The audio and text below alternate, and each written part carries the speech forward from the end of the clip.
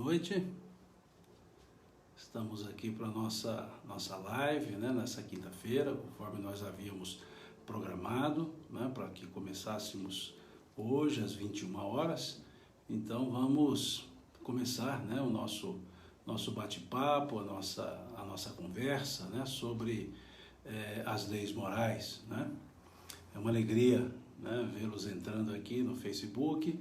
Vou agora também habilitar o Instagram, começar a nossa live também no Instagram, né? Eu pergunto se está tudo ok, se o som está bom, se está audível, se todos estão ouvindo bem. Só uma pergunta para a gente ter certeza que está tudo funcionando ok, né? Ok. Só ver aqui como é que está. O som está bom, está audível. Ok, ok. Pessoal aqui do Instagram também, o som está audível. Ótimo, tudo bem? Bom, vamos então para a nossa live. E eu peço, já vou antecipando, né, o meu pedido de desculpas, porque eu tive que improvisar esse local onde estou aqui agora. Normalmente onde eu faço as lives, que é na minha biblioteca, hoje não foi possível, né? Então estou aqui num outro ambiente da minha casa, e não é um ambiente ideal, porque aqui vem muito som da rua, né? Vem som de carros, então me desculpe, né? Porque não vai ficar com o silêncio externo que eu gostaria que ficasse, como a gente tenta das outras vezes, tá? Então estou aqui nesse local improvisado, com o livro na mão, né? Já que não foi possível fazer de onde eu faço. E outro ponto também, peço desculpas pela iluminação, né? Vai ficar um pouco escuro, porque aqui eu não tenho a iluminação na claridade que eu tenho na biblioteca, né? Então, já estou pedindo essas desculpas para a gente começar a live. Então, me desculpe pelo improviso aqui do local, o som que virá da rua, com certeza, e pela essa iluminação tão baixa que ficou, tão escuro que ficou, mas é o que eu consegui, né, nesse improviso, né, e com o livro na mão aqui para a gente conversar. Nós hoje vamos conversar sobre a lei de destruição, né? Nós estamos estudando as leis morais e hoje nós vamos conversar sobre a lei de destruição, né? Que está no capítulo 6, começando na questão 728, né? Do Livro dos Espíritos. E esse meu livro aqui é pesado para ficar segurando na mão, viu? Vai cansar um pouco. Bom, o que trabalha aqui nesse capítulo da chamada lei de destruição? Nós teremos aqui parte que será trabalhada sobre a ideia da destruição necessária e da destruição abusiva. Nós teremos também um tópico sobre flagelos destruidores, sobre guerras, assassínio, crueldade, duelo, pena de morte. Então são 7 temas, 7 tópicos que o Kardec propõe nessa lei de destruição, o que, por óbvio, nós então não vamos encerrá-la hoje, né? Nós vamos talvez fazer em 2 ou 3 partes, em termos de lives, esse estudo aqui da lei de destruição, né? E a primeira pergunta, como Kardec faz nas outras leis, né? Ele sempre abre a primeira pergunta das outras leis, perguntando se aquela lei faz parte da natureza. Então ele pergunta aqui, a destruição, a questão 728, a destruição é uma lei da natureza? E os espíritos respondem, é preciso que tudo se destrua para renascer e se regenerar, pois isso a que chamais destruição não passa de uma transformação que tem por fim a renovação e a melhoria dos seres vivos. Então aqui nós verificamos a resposta dos espíritos com um aspecto mais amplo. E a ideia da palavra destruição não é no sentido de aniquilação. A lei de destruição não é a lei de aniquilação, não é o aniquilar, o destruição aqui seria mais propícia à tradução, entre aspas, por assim dizer, lei de transformação, né? Lei de transformação seria uma ideia interessante, de interpretação, porque a lei é lei de destruição, mas volto a dizer, não no sentido de aniquilação, é no sentido de transformação. E isso fica muito claro na resposta dada pelos Espíritos. Isso fica muito fácil de se perceber, porque vejamos o que eles dizem. É preciso que tudo se destrua para renascer e se regenerar. A ideia de aniquilação é destruir por si só, por si mesmo, e assim acabou. Mas a ideia contida aqui no Livro dos Espíritos para a destruição não é nesse sentido. Vejamos, é preciso que tudo se destrua para renascer e se regenerar. Pois isso a que chamais destruição não passa de uma transformação que tem por fim a renovação e a melhoria dos seres vivos. Então há um objetivo para a lei de destruição. Vejam, a renovação e melhoria dos seres vivos. Então aqui se fala não no aspecto de aniquilação, no aspecto de renovação, no aspecto de transformação. Esse ponto é diferente se olharmos apenas a palavra destruição. Então qual é a ideia? Por que ela é uma lei da natureza? A transformação, a renovação. Quase que naquela ideia de Lavoisier, né, que na natureza nada se cria, nada se perde, tudo se transforma. É a ideia, talvez, que poderia simbolizar essa lei de destruição, nesse sentido que os Espíritos trazem nessa questão 728, a semente. Né? A semente se destrói para que uma árvore surja. É da natureza, é um processo. Então, é uma transformação do estado semente para a árvore. Se nós olharmos pelo prisma da semente, ou olhar na semente, nós diremos que a semente foi destruída. Mas se nós olharmos pelo prisma do efeito, uma árvore surgiu. Veja que interessante. É isso que os Espíritos estão dizendo aqui. Se nós reduzirmos o nosso olhar, se o nosso prisma de observação for o objeto, é destruição. Mas se o nosso prisma de observação for o efeito, é renovação, é transformação. É essa a ideia que os Espíritos trazem. A transformação. Por isso é da natureza. Na natureza as coisas se transformam, se melhoram, evoluem. Aqui fica claro então, é preciso que tudo se destrua para renascer e se regenerar.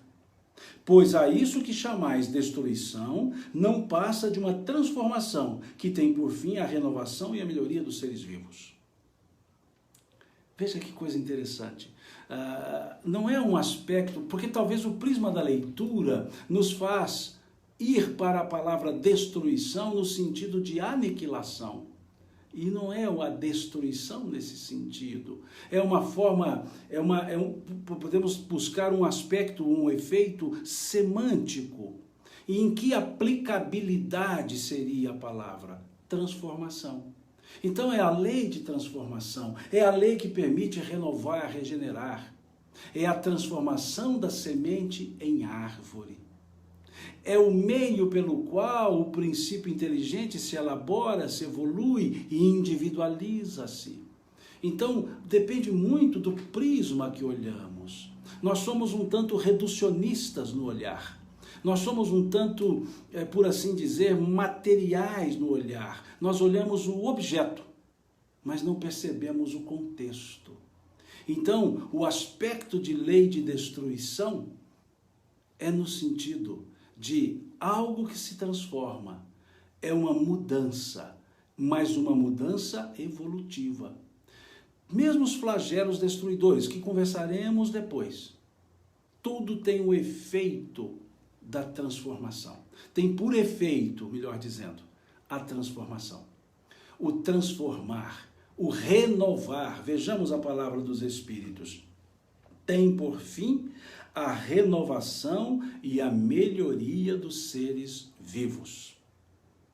Então, se nós perguntarmos qual a finalidade da lei de destruição, da transformação, renovação e melhoria dos seres vivos. Esse é o sentido, esse é o aspecto. Volto a dizer, talvez a palavra destruição traz, ou desperta em nós um sentido diferente, um entendimento diferente. Mas a ideia, o espírito constante na palavra é de transformação, é de melhoria, é de renovação e melhoria dos seres vivos.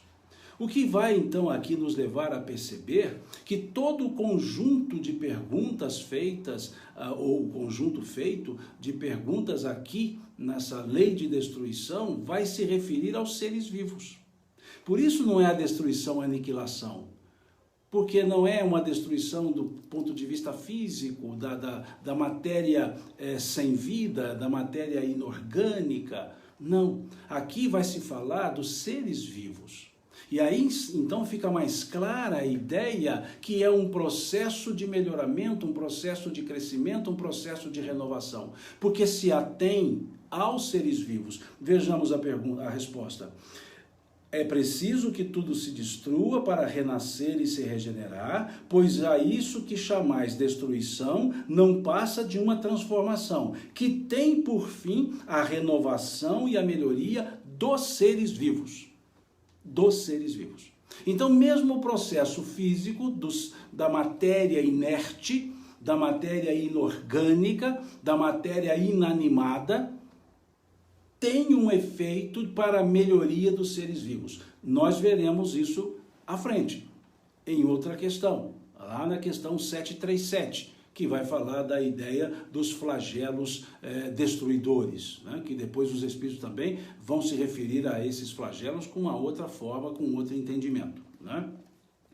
Mais uma vez, peço desculpas às pessoas pelo improviso que tive que fazer aqui no local, onde eu normalmente faço as lives na biblioteca, e lá é mais silencioso, e aqui não, aqui eu estou num outro ambiente da casa, e tem muito barulho da rua, então me desculpem, e a iluminação também não fica boa, aqui fica um pouco escuro, então me desculpem, mas eu estou prezando mais pelo estudo em si do que pelo o aspecto cenográfico, né, vamos dizer assim.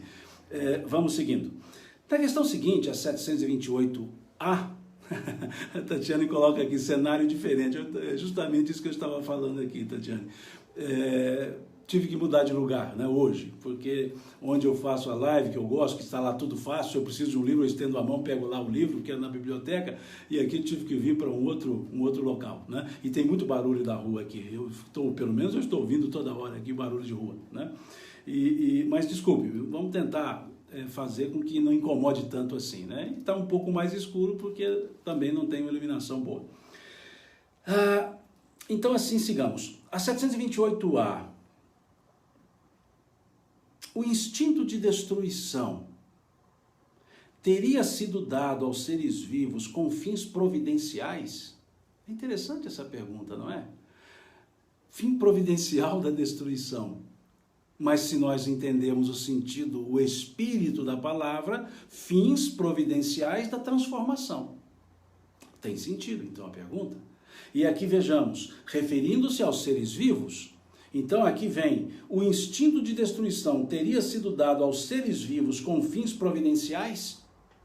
E nós vamos verificar pela resposta dos espíritos que seres vivos aqui são os seres do reino animal, não o hominal. Nós veremos pela resposta. Pela resposta, o instinto de destruição teria sido dado aos seres vivos com fins providenciais? E aqui então eles dizem, as criaturas de Deus são instrumentos de que ele se serve para alcançar os seus objetivos. Para se alimentarem, os seres vivos se destroem entre si com o duplo objetivo de manter o equilíbrio na reprodução, que poderia tornar-se excessiva, e de utilizar os despojos do envoltório exterior. Esse envoltório é simples acessório e não a parte essencial do ser pensante. Só ele sofre a destruição. A parte essencial é o princípio inteligente, que não se pode destruir e se elabora nas diversas metamorfoses pelas quais passa.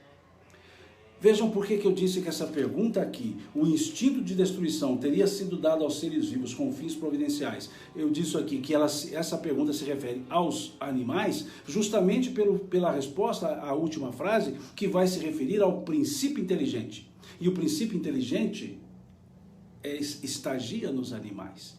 Então aqui, quando fala em instinto de destruição, não é destruição entre pessoas. Isso vai ser trabalhado lá na frente, num outro tópico, quando vai falar do assassínio. Né? Mas nesse aspecto aqui, destruição como fim providencial, pergunta-se, na verdade, para os seres animais. E aqui vem-se dizendo que é para manter o equilíbrio. Aqui ele se refere à cadeia alimentar dos seres vivos, dos animais.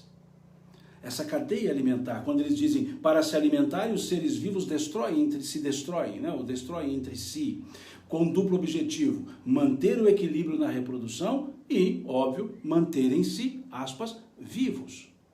E aí diz o interessante na resposta, que nós podemos focar na ideia da destruição ou focar num outro ensino que os Espíritos trazem, ou nos lembram. Quando falam aqui que o envoltório, ou seja, o corpo físico, o envoltório é um simples acessório e não a parte essencial do ser pensante. Só ele, ou seja, só o ser pensante, os princípios inteligentes, só ele sofre, só o corpo, melhor dizendo, sofre a destruição. A parte essencial é o princípio inteligente, que não se pode destruir e se elabora nas diversas metamorfoses porque passa. Então aqui traz um outro ensino, uma outra ideia, que não é só o foco no aspecto da destruição, é perceber que a destruição é material, que a destruição espiritual é um outro aspecto, que não é uma aniquilação. O aspecto material, estão dizendo, olhemos por um outro prisma, olhemos a essência, o essencial, não o acessório. O essencial, que aqui chama princípio inteligente. Por isso está se referindo aos seres vivos, animais, o reino animal.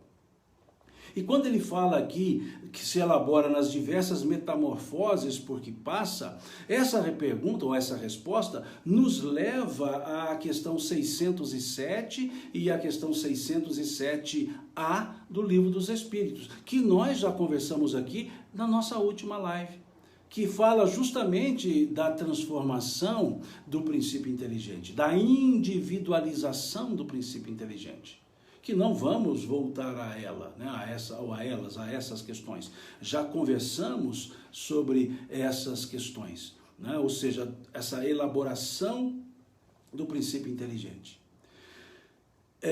Por isso que é importante nós olharmos o essencial, né? Tudo na vida é o essencial, e muitas vezes nós olhamos os acessórios, nós olhamos apenas os aspectos acessórios, e mudar o foco. Não se destrói o que é imortal, não se destrói o que é perene, o espírito. E nesse caso aqui, refere-se ao princípio inteligente. Nós teremos pergunta aqui sobre o ser humano, mas por hora, ainda se refere ao princípio inteligente. E, volto a dizer, disse isso na última live ou nas outras lives, nós temos um prisma muito material. Nós não somos, vou falar isso, talvez já se cansaram de ouvir, nós não somos seres materiais em experiências espirituais. Nós somos seres espirituais em experiência material. Então, se nós estamos em experiência material, nosso olhar não pode ser pelo prisma da matéria. Pode ser para a matéria, mas pelo prisma do espírito. A perspectiva do nosso olhar é a perspectiva espiritual.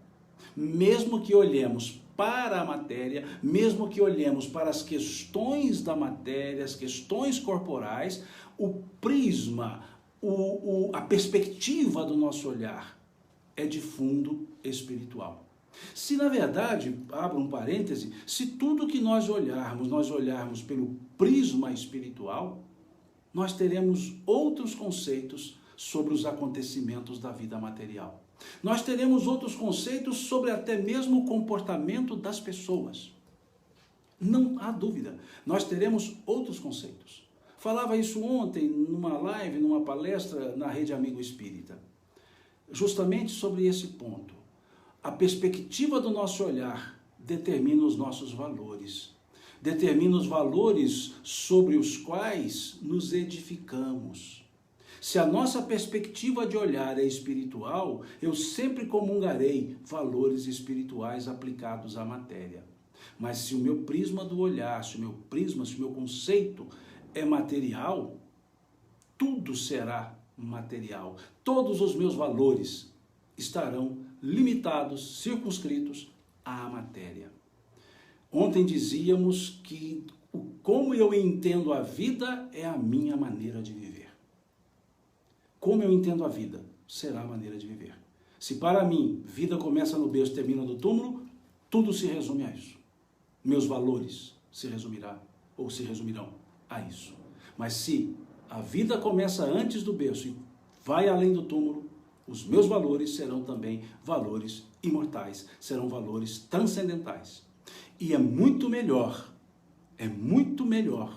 aplicarmos valores transcendentais à matéria do que valores limitados à transcendência. Porque um valor limitado nunca entenderá a transcendência. Então nós somos seres que transcendemos a matéria. Nós somos seres que estamos além da matéria. Da matéria no sentido corporificada. Não no sentido quintessenciada. Mas nós estamos além disso. Então, que olhemos a vida por um outro prisma. Olhemos os acontecimentos por um outro prisma. Acordemos todas as manhãs olhando o mundo com outro prisma, o prisma espiritual. Olhando as pessoas como espíritos que elas são, que nós somos. Olhando os fatos com esse olhar de quem sobrevive aos próprios fatos. Olhando os problemas com o olhar de quem sobrevive aos próprios problemas. E com o olhar de quem pode, nos problemas, encontrar as próprias soluções. Isso nós podemos extrair dessa frase que os espíritos colocam, a parte, e olha que estão falando dos animais, dos animais que eu quero dizer, do nível evolutivo reino animal. A parte essencial,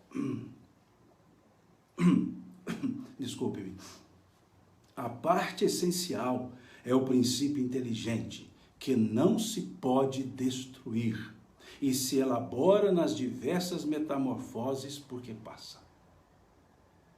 Então, talvez, nós podemos conjugar o verbo todos os dias. Qual o verbo? Transcender. Como colocou aqui Tatiana Godard. Transcender. Transcender aos problemas, transcender os obstáculos, transcender na relação com as pessoas, transcender nas adversidades, transcender nos momentos mais difíceis, transcender nesse momento pelo qual nós passamos, esse momento pandêmico no qual nós estamos. Transcender não significa que nós não nos entristeceremos pelos os acontecimentos, mas que nós enxergaremos mais do que os próprios acontecimentos, para que enxerguemos além dos acontecimentos, sejam bons, sejam não bons. É o olhar espiritual. E a questão 729 segue. Estou dessa vez segurando o livro nas mãos, e esse livro é um livro mais robusto, mais pesado, e acaba pesando um pouco, viu? Esses poucos gramas que pesam o livro acaba com o tempo pesando muito.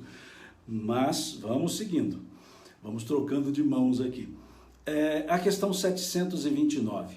Se a destruição é necessária para a regeneração dos seres, por que a natureza os cerca de meios de preservação e conservação? Mais uma vez nós veremos que a palavra, o substantivo, seres, refere-se aos animais ainda. Pela resposta nós veremos que a pergunta ainda refere-se aos animais. Se a destruição é necessária para a regeneração dos seres, por que a natureza o cerca de meios de preservação e conservação? E aí vem a resposta. A fim de evitar que a destruição ocorra antes do tempo necessário. Toda destruição antecipada entrava o desenvolvimento do princípio inteligente. Foi por isso que Deus concedeu a cada ser a necessidade de viver e de se reproduzir. Vejamos qual é a indicação do ser que está na resposta: princípio inteligente. Então, mais uma vez, a pergunta, voltando a ela, refere-se aos seres, aos animais, ao reino animal. Se a destruição é necessária para a regeneração dos seres, por que a natureza os cerca dos meios de preservação e conservação? E a resposta vem a fim de evitar que a destruição ocorra antes do tempo. Tudo tem um tempo? Tem. E até me lembro de uma mensagem que Tatiana Godard me enviou hoje mais cedo pelo WhatsApp. Ela postou, melhor dizendo, lá no WhatsApp, trazendo o livro Eclesiastes, o capítulo 3, versículo 3 do livro Eclesiastes, falando justamente do tempo adequado para as coisas. Todas as coisas têm o seu tempo e os seus propósitos debaixo de Deus, ou em outras traduções, todas as coisas têm o seu tempo e para cada ocupação chega a sua hora. Então tudo tem a hora certa, tudo tem o momento certo. E antecipar momentos pode significar erro, dificuldade. Agir de maneira correta no momento correto só vai dar certo. Agir de maneira correta no momento errado não vai dar certo. Agir de maneira incorreta no momento certo também não vai dar certo. Mas veja, tudo tem o seu tempo. Eclesiastes capítulo 3, versículo 3, que aliás eu sugiro ler esse capítulo 3 do Eclesiastes inteiro, porque é muito interessante, muito gostosa a forma que o Eclesiastes, né, trabalha essa ideia.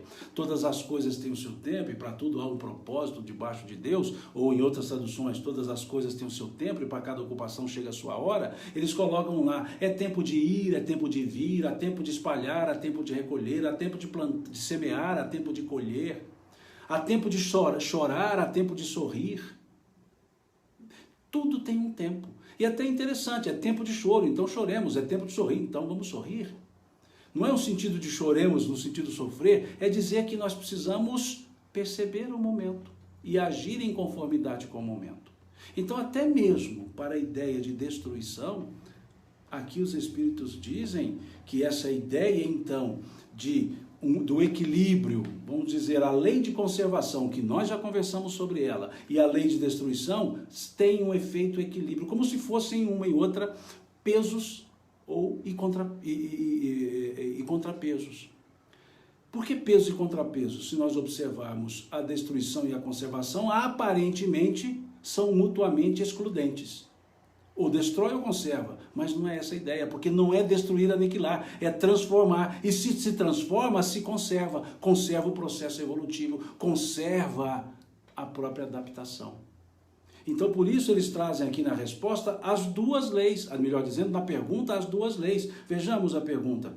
Se a destruição é necessária para a regeneração dos seres, por que a natureza os cerca de meios de preservação e conservação? E a resposta, a fim de evitar que a destruição ocorra antes do tempo. Toda destruição antecipada entrava o desenvolvimento do princípio inteligente.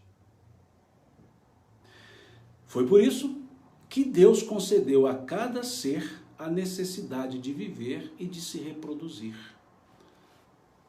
O reproduzir, veja, no sentido material da palavra, né? No sentido de gerar oportunidade de novas vidas materiais, de nova chegada ou novas chegadas dos seres espirituais, e aqui não interessa princípio inteligente ou ser individualizado. Por isso, a encarnação, abro um outro parêntese agora, como que uma digressão aqui na pergunta 729, se aqui diz que toda destruição antecipada entrava o desenvolvimento do princípio inteligente, nós podemos, por dedução ou por analogia, dizer que toda destruição antecipada daquilo adredemente preparado, intencionalmente preparado, entrava o nosso desenvolvimento espiritual, a encarnação, o valor da encarnação. Nós vamos ver isso à frente, mas o valor da encarnação. Nós, quando nos encarnamos, nós temos uma cota de princípio vital, ou seja, aquilo que mantém vivo o organismo, o corpo, a vida orgânica. A vida orgânica se faz justamente pelo princípio vital, que nos é dado em quantidade suficiente para a programação encarnatória que fizemos. O nosso corpo físico também está devidamente preparado, devidamente ajustado para um tempo de vida na Terra. E tudo o que fazemos que antecipe esse tempo, corta, cessa a marcha evolutiva espiritual, a nossa marcha evolutiva. Por isso a importância do respeito ao limite do corpo, como estudamos quando falamos da lei do trabalho. O respeito, o cuidar da saúde física. Os excessos antecipam, consomem, melhor dizendo, o princípio vital, antecipam o nosso tempo de permanência aqui na Terra. Então é importante, aliás, nós observarmos isso. Nada antecipado, nada antes da hora. Mas quando será ou como saber a hora certa? Os sinais. A vida sempre nos manda sinais. A vida sempre nos manda alguns recadinhos, como falamos ontem lá quando falávamos de Bartimeu. A vida nos manda. E um outro ponto, a nossa intuição. Muitas vezes a nossa voz interior, o nosso subconsciente fala conosco. E por que eu digo isso? Desculpe-me, estou com uma certa dificuldade de voz. Por que o nosso subconsciente fala isso? Eu disse que nossa vida aqui na Terra, nossa encarnação é adredemente preparada. O que é adredemente? Intencionalmente. A nossa encarnação, o tempo de vida material ou de vida na matéria é intencionalmente programado por nós mesmos. Quando escolhemos as provas, os gêneros de provas que estão lá na questão 258, tudo isso vem para a nossa estrutura da casa mental, assim chamada por André Luiz, vem para a nossa estrutura da casa mental lá para o subconsciente. Então, no nosso subconsciente estão algumas ideias. E André Luiz nos traz também o superconsciente, porque ele divide a casa mental em superconsciente, consciente e subconsciente. E lá no superconsciente, André Luiz nos fala do que é o local da casa mental, onde ficam os ideais sublimes, onde ficam os valores transcendentes, aqueles recursos que nós precisamos em alguns momentos, estão lá na nossa casa mental, no superconsciente. Quando falamos de um nível sublime para a intuição, é como se fôssemos ao superconsciente e buscássemos o ferramental, o material necessário para as nossas tomadas de decisões. O subconsciente estão os arquivos do nosso passado, o que nós já experienciamos. E a experiência que tivemos no passado, também pela intuição, nós podemos ir lá no subconsciente e buscar ideias, buscar experiências vividas. E elas vêm como um não sei por que eu sei fazer. Ou seja, elas vêm como algo que eu sei sem saber que eu sabia, ou sem me lembrar que eu sabia. Esse é o subconsciente. E o superconsciente nós usamos muito pouco. O superconsciente, o local onde estão os ideais sublimes, onde estão aqueles elementos necessários, principalmente para as fases mais difíceis da nossa vida. Principalmente nos momentos mais complicados. Se nós nos recolhermos, nós acessaremos o superconsciente. E como acessamos o superconsciente? A oração, a prece. A prece é a chave que abre o superconsciente. A prece nos leva a esse local de ideal sublime. E ali aurimos o necessário para as nossas tomadas de decisão. Os melhores recados da vida, os melhores sinais que a vida nos traz, estão no superconsciente. No subconsciente temos lembranças, temos reminiscências, temos desarquivamentos de experiências vividas. No superconsciente, aparentemente paradoxal, no superconsciente nós temos as experiências do que vamos viver. Ou seja, nós temos as ferramentas necessárias para aquilo que nós programamos para a nossa encarnação. Esse é o superconsciente que André Luiz nos apresenta lá na Casa Mental. Vejo aqui o Lucas Milagres, há tempos não vejo, lá da Mansão do Caminho.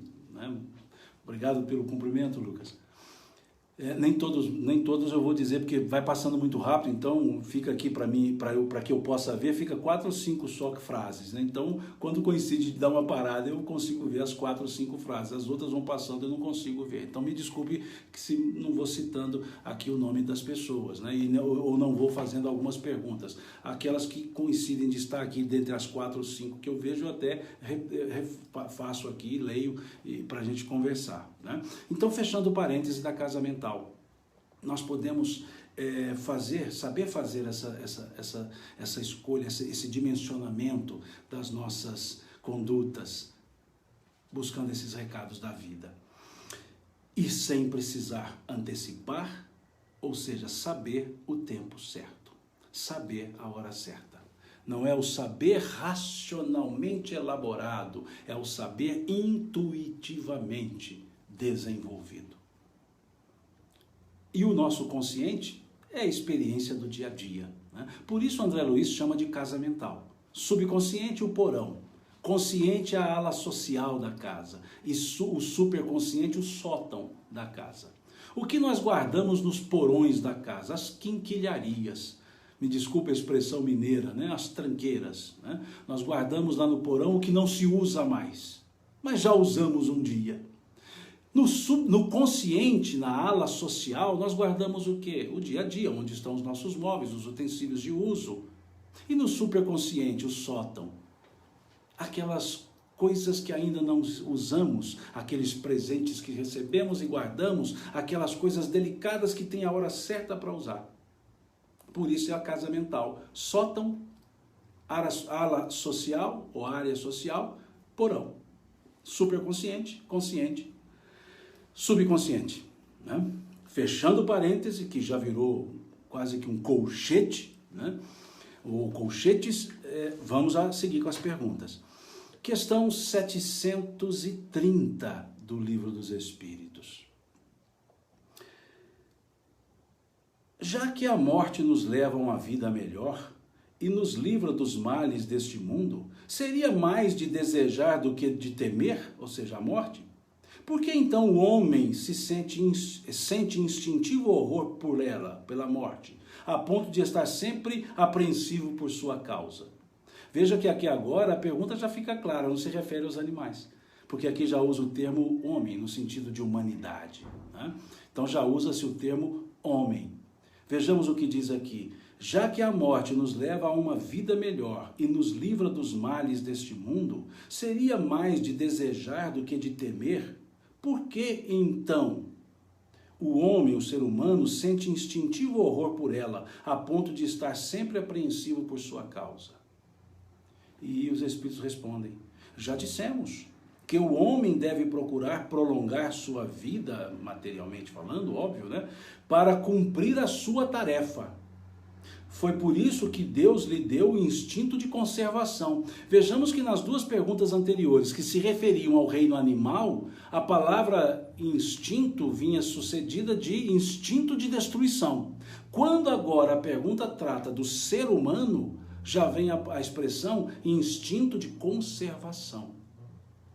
Não faz parte dos nossos instintos adquiridos no processo evolutivo, não faz parte deles a destruição. Faz parte a busca da conservação. E nós já estudamos, já analisamos, já conversamos sobre essa ideia da lei de conservação, mostrando a amplitude da ideia da lei de conservação. Já dissemos que o homem deve procurar prolongar sua vida para cumprir sua tarefa. Foi por isso que Deus lhe deu o instinto de conservação. E este instinto, qual? O instinto de conservação, e esse instinto o sustenta nas provas. O sustenta nas provas. Olha que interessante essa expressão. O instinto de conservação, permanecer, é que nos dá força para seguir com as provas. Que nós queremos nos conservar aqui para cumprir melhor nossa tarefa. Não é uma questão de temor, é uma questão de saber aproveitar, de estar aqui na Terra para o nosso processo evolutivo. E quando então eles dizem, foi por isso que Deus lhe deu, quer dizer, ao ser humano, o instinto de conservação e o instinto sustenta nas provas, é que a gente entende a sequência da resposta. Se não fosse assim, muito frequentemente ele se entregaria ao desânimo. Se nós não trouxéssemos em nós mesmos esse instinto de conservação, essa força impulsionadora, nós nos entregaríamos ante as provas. Nós nos desanimaríamos ante as provas. Então esse impulso, podemos chamar de instinto, mas na ideia, esse impulso de conservação é, na verdade, o impulso da própria evolução. Porque intuitivamente nós sabemos que aquelas provas, que as provas pelas quais passamos, são as provas necessárias a nós mesmos. E as grandes provas, os grandes acontecimentos foram intencionalmente, adredemente, escolhidos por nós. Então é como se trouxéssemos o impulso natural para resistir às provas que nós mesmos escolhemos, sem nos entregarmos. Aí nós entendemos bem a frase do Cristo. Meu Pai não coloca fardos pesados em ombros fracos. Por que o Pai não coloca fardos pesados em ombros fracos? Porque as provas, o fardo, foram escolhidas por nós mesmos. E nós escolhemos dentro do limite que nós podíamos suportar. E qual o limite que nós podemos suportar? O impulso da lei de conservação. Ou seja, o instinto de conservação. Situação pela qual vivemos agora, difícil, muito difícil. Nesse meu tempo aqui de encarnação, os meus 55 anos de idade, eu não vi uma situação nesse nível, em que todos nós nos ocupamos e nos preocupamos, e que cada um é responsável pela sua conduta no sentido de afetar condutas alheias, ou pessoas alheias. Em que sentido? A nossa desídia para com os cuidados de prevenção pode levar a afetar outras pessoas. Nunca, talvez, sim, outras vezes sim, lógico, no meu conhecimento, no meu tempo de vida material, no meu tempo de encarnação aqui, eu não vi momentos em que as pessoas dependessem tanto do comportamento das outras pessoas. Não é depender das outras pessoas, depender do comportamento das outras pessoas. Nunca as pessoas, nesse tempo que eu vivo aqui na Terra, nunca as pessoas precisaram tanto da minha conduta. Nunca eu precisei tanto da conduta das outras pessoas. Para que todos nós pudéssemos ou possamos, porque ainda estamos no presente, numa forma futura de subjuntivo, possamos passar por essa situação, por essa prova, que é uma prova. Depois nós vamos falar sobre isso, lá na questão 737, vamos trazer a questão 250 do livro Consolador, que fala das provas coletivas, que Emmanuel nos fala das provas coletivas. Nós vamos falar sobre isso, né? Também. Mas no momento certo. Todas as coisas têm o seu tempo. Então lá nós vamos falar sobre isso. Mas ao mesmo tempo, vejam só o que é o impulso de conservação. Ao mesmo tempo que estamos no processo de prova, a força de vontade, a força de vencer, desenvolve em nós o senso de humanidade, o senso de solidariedade. E aí nós percebemos que esse impulso evolutivo não é só para mim individualmente, é para mim em conjunto com as outras pessoas. Aí nós vamos entender a lei de sociedade, que mais à frente, na outra live, nós vamos chegar até ela, ou vamos chegar nela, não é até ela, nós vamos até a lei de justiça, amor e caridade. Nós vamos também estudar ou conversar sobre a lei de sociedade. Então, esse é um ponto. O que nos pede agora, esse momento, a força de vontade, a boa vontade, o instinto de conservação. Pensemos nisso, vejamos. Vamos voltar ao que falamos mais no início.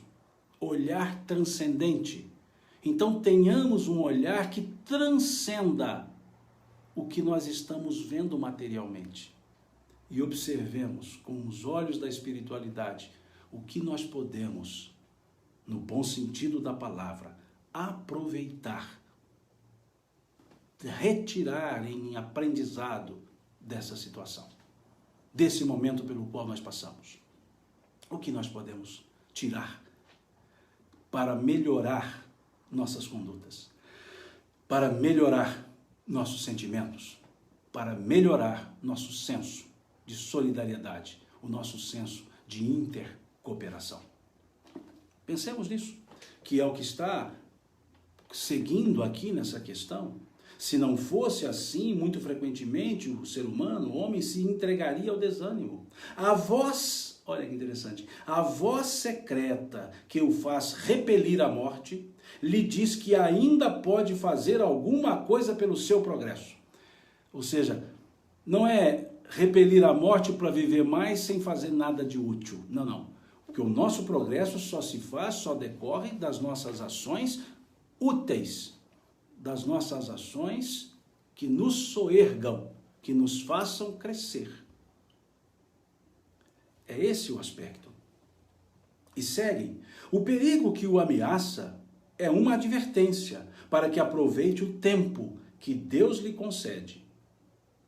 E aí vem uma conjunção adversativa. Mas, ingrato, o homem rende graças mais vezes à sua estrela do que ao seu Criador. Sua estrela, sua sorte. Quantas vezes dizemos assim, nossa, que sorte eu tive. Sorte, fortuna, né? A palavra que gera, da qual advém a ideia de sorte, né? Fortuna, sorte. Na ideia latina, fortuna quer dizer sorte, pessoa de grande fortuna, de grande sorte. Mas que sorte? Sorte, no sentido que nós damos essa palavra, seria reconhecer a existência do acaso.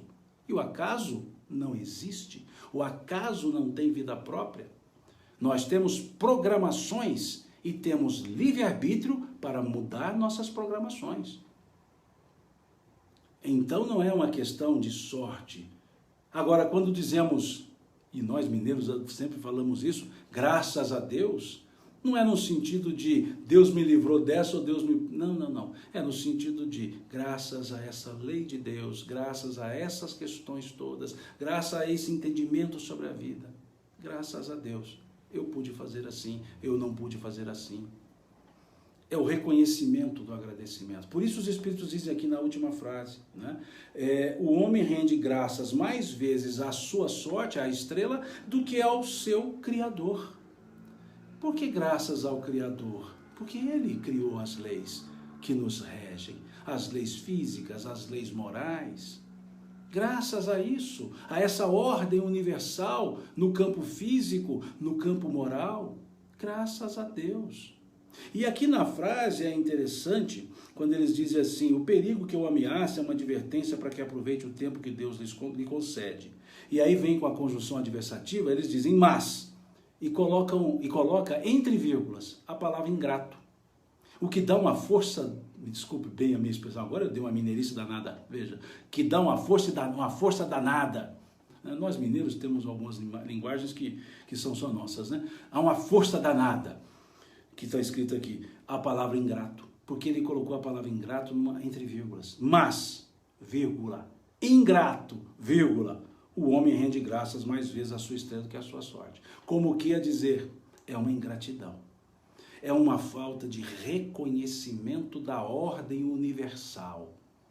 É uma falta de reconhecer a harmonia das leis de Deus. É isso que está aqui. Não reconhecemos essa harmonia. Então vejamos que a harmonia tem a própria resposta dessa questão 730. Né? Vejam, já dissemos que o homem deve procurar prolongar a sua vida para cumprir a sua tarefa. Foi por isso que Deus lhe deu o instinto de conservação. E esse instinto sustenta nas provas. Se não fosse assim, muito frequentemente ele se entregaria ao desânimo.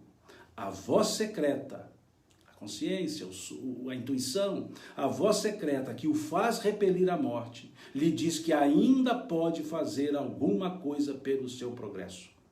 O perigo que o ameaça é uma advertência, para que aproveite o tempo que Deus lhe concede. Mas, ingrato, o homem rende graças mais vezes à sua estrela, à sua sorte, do que ao seu Criador. Muito bonita essa resposta. Muito bonita essa resposta.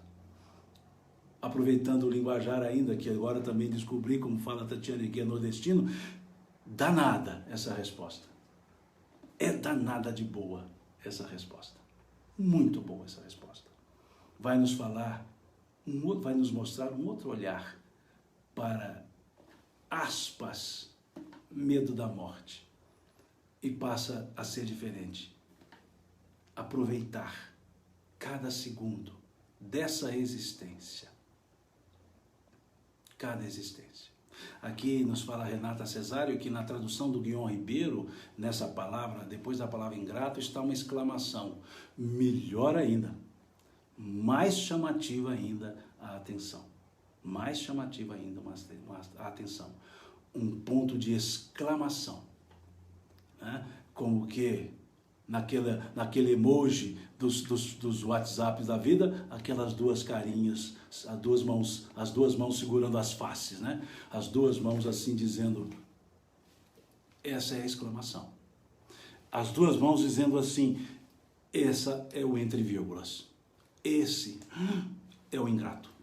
É como se os espíritos, se estivessem mandando para nós uma mensagem do WhatsApp, colocariam essa carinha assustada, essa que o Elton colocou agora, essa carinha assustada dizendo ingrato, né? Não no sentido de reclamação, ingrato no sentido de alerta, que nós somos muitas vezes ingratos com muitas coisas da nossa existência, com muitas coisas. Aqui diz Jailson, né? Jailson dizendo, segurando as bochechas. Até eu tá bem fácil segurar as minhas bochechas, viu? Tô com o rosto bem gordinho. Preciso acordar para isso, né? Para diminuir essas bochechas um pouco. Estamos por terminar, né? Já estamos aqui mais ou menos 55 minutos nossa live, e o Instagram ele limita as nossas lives a 60 minutos, né? Eles põem um freio para que a gente não abuse do tempo, porque tempo é precioso, não podemos abusar dele. Então, 60 minutos para não abusar do tempo de ninguém, né? De vocês principalmente. Mas dá ainda uma outra questão, a 731, e a gente para nela, depois na próxima live nós seguimos, ou se eu conseguir a 733 também, vamos ver. Aqui diz a 731, por que ao lado dos meios de conservação, a natureza também coloca os agentes de destruição? É o que nós dissemos ontem, esses freios e contrapesos, né? Lei de conservação, lei de destruição, como freios e contrapesos, né? São esses pontos que nós podemos perceber nessa pergunta. E aí eles respondem, o remédio ao lado do mal, já dissemos, para manter o equilíbrio e servir de contrapeso. Pêndulo, vir, processo pendular, né? Então freios e contrapesos, como o que? Para fazer o equilíbrio, né? Contrapesos. Um peso, um contrapeso. Então, conservação e destruição andam juntas. Não são mutuamente excludentes. Uma é um freio para outra, a outra, uma é contrapeso para a outra. Freios e contrapesos. Tal qual vemos na nossa estrutura de poderes constitucionais, né? Freios e contrapesos. E a 733, que a gente até encerra, eu volto a dizer, eu não estou lendo todas as perguntas, estou lendo perguntas para fazer um raciocínio, porque, lógico, vocês poderão ler cada pergunta em casa, né? Aí depois, que em casa nós já estamos. A 733, a necessidade da destruição sempre existirá entre homens da Terra, planeta, Terra com T maiúsculo. A necessidade de destruição se enfraquece no homem à medida que o espírito domina a matéria. É por isso que o horror à destruição aumenta com o desenvolvimento intelectual e moral. Vejamos então essa questão 733. Quando que diminuiremos a força da matéria em nós? Quando desenvolvermos e entendermos que a nossa essência é espiritual. Quando a condição espiritual sobrepuser a condição material. E quanto mais moralmente evoluídos, mais horror se tem à destruição, a lei desse sentido de aniquilação.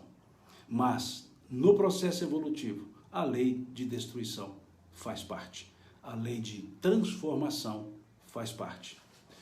Na próxima live, que programo, se der tudo certo, se vocês também quiserem, programaremos uma live para sábado e uma outra live para domingo, né?